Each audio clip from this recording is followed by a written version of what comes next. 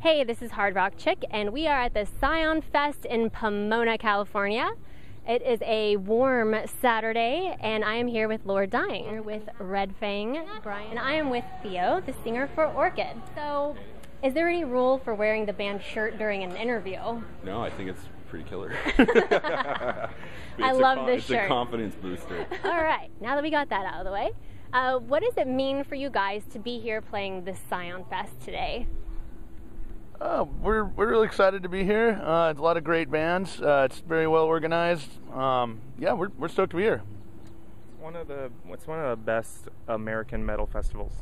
Yeah, and it's free. Yeah. Free. Yeah, a lot of bands that we're looking forward to playing with and seeing for sure. I'm excited about it. The lineup is really good, and we just finished sound check, and the crew are really professional. The equipment's really nice, and I think it's a really awesome thing that Scion would put on a festival this size and not charge people. It's totally. Like a free show. That never happens. So yeah. I think that's nice for people to get a freebie every once in a while. Well, it's cool for us because we've only played the States a handful of times, which is kind of, I mean, it's just a tough thing to do for us. And it's cool. There's a bunch of bands I really care about. I'm excited to see Jack Stoth, and they're kind of the same thing, where I think this is the first show they played in the U.S. Oh, wow. Yeah, so, and there's a bunch of bands that I like here. It's cool. So you guys are from Portland. Yeah. Portland has, emerged into American consciousness as of late for like a TV show called Portlandia, which is a complete mismatch for the amazing metal scene that is in the town. So can you maybe describe to me a little bit about the metal scene in Portland? Yeah, it's a community. Everyone works together, helps each other out. There's a lot of bands, a lot of good bands. A lot of bands are getting signed and like getting notoriety. A lot of bands are starting to travel more. What do you think? Yeah. All right. There are no one-word answers allowed in this interview. I think Portland is great. I think we were just talking earlier about Austin. I think in the same way that, it's a very liberal city, a very small liberal city in the middle of a fairly conservative state. So it's sort of a mecca for artists of all kinds. And so musically, I think it's just a great place, no matter what style you play, really. It's because of, the success of bands like the Decemberists or the Shins. We're sort of more known for this sort of modern folk kind of thing. I don't know. I can't. Yeah. I'm so out of it. I'm too old to know about trends anyway.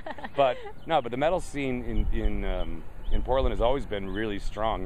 Going way back. Like Poison Ideas from there. Wipers are from there. That's not necessarily metal, but just punk. Just right. Great, really influential, cool music has always been there. It's just doesn't happen to be in the tabloids, Yeah. So which is fine. But any night of the week, I want to go see a good metal show. I can, and the local metal scene. There's just great musicians, and we all know each other, and start side projects together and stuff. It's really fun. Yeah, I think that San Francisco proper has very little metal scene. I think that's true. It's everyone's all in Oakland. Yeah. It's actually in a pretty healthy place right now. I think in a lot of ways, and the people that do care really care, but it's not. When I was 11 years old and saw Dave Mustaine playing for Metallica at the Stone, that was a really different.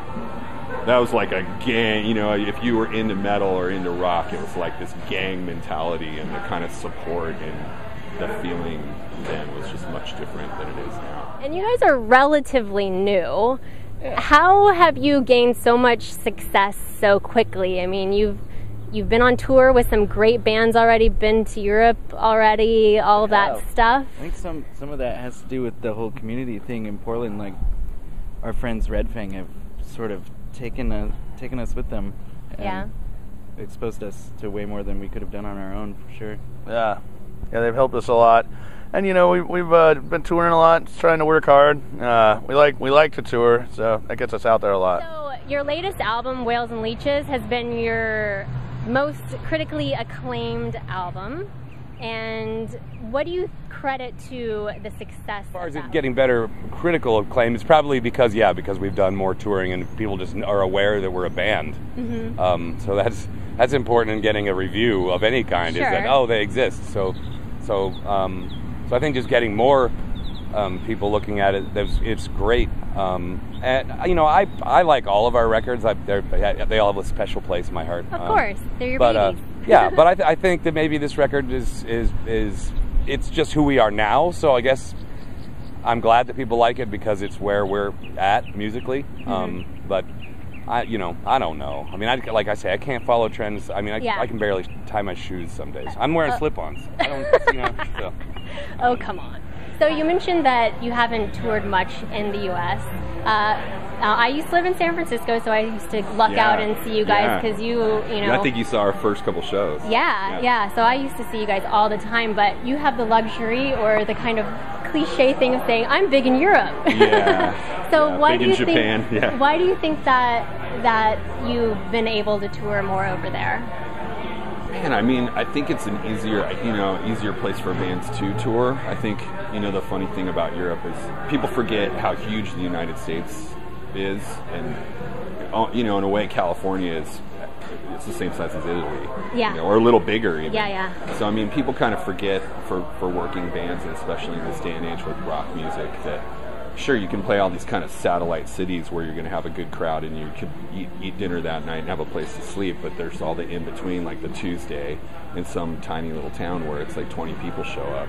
And it's sometimes that's awesome because the 20 people really care and they're really passionate about it, but as far as supporting yourself and, staying out there and doing it, it's really tough. Yeah. It's hard on bands, and I think Europe, it's just an easier place to kind of travel and keep the machine going. And sure. People, I don't know, I think rock music in the States too, it's become such like a small group of people that really care about it, and the people who do really, really care about it, but it's tough, that it's not like the 70s or even the early 80s where there's this vast group of people that are kind of straight working class folks that come out and they want to see Aerosmith or Ted Nugent or whatever, and they're just down for rock. I know you guys are in the studio right now with Joel Grind of Toxic Holocaust. Can you talk a little bit about your album and working with him? Yeah, it's been great working with Joel. He's really easy to work with. He's also a fan, so that helps. We demoed it with him too, so he already knew the song before going into it. It's gonna be it's a lot meaner for one thing, and I think we've tried to step it up a little bit. What do you think? I don't know. It's ridiculously heavy. That's what we always like to hear, right? Yeah. The guitar tones Joel got are amazing. I'm really happy with it. Really happy about that. So you've been in for like a week already, or we're finished actually? Yeah. Oh wow. Yeah. Mixing. We were in there for 10 days, I think. Yeah. We got done on Tuesday. And you guys just kicked off a tour last night, right? In my old hometown of San Francisco at Slim's, correct? Yes. How'd that go?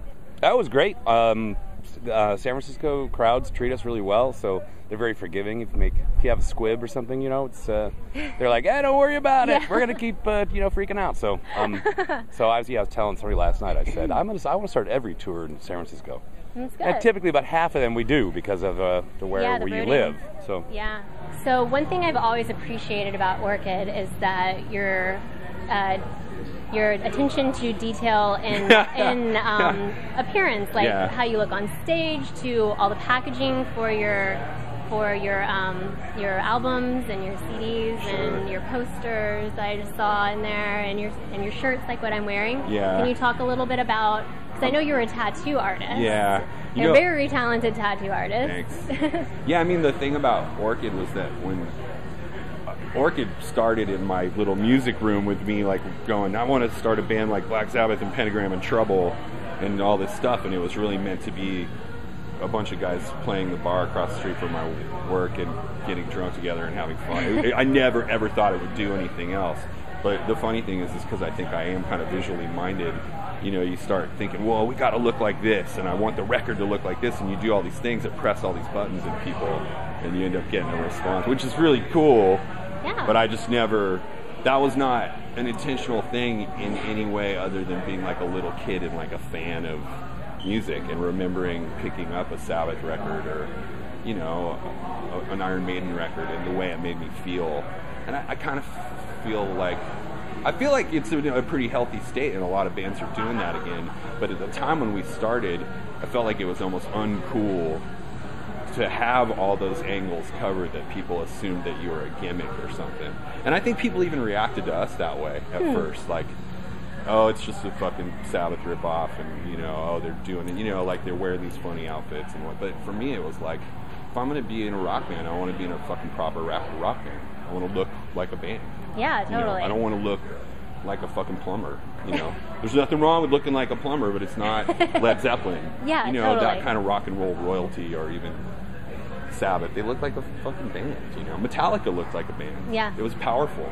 It's powerful to see that mixed with good songs and, you know, a good album cover and a cool t-shirt. And it's a, you know, it's just, that's what I got excited about when I was a little kid, so I wanted to do that. Yeah, and you guys have some really amazing merch, specifically t-shirts, some crazy designs and stuff. I mean, we have this new one. It's just crazy. Is it the sloth one? Yes, it's a sloth with the flying sloth.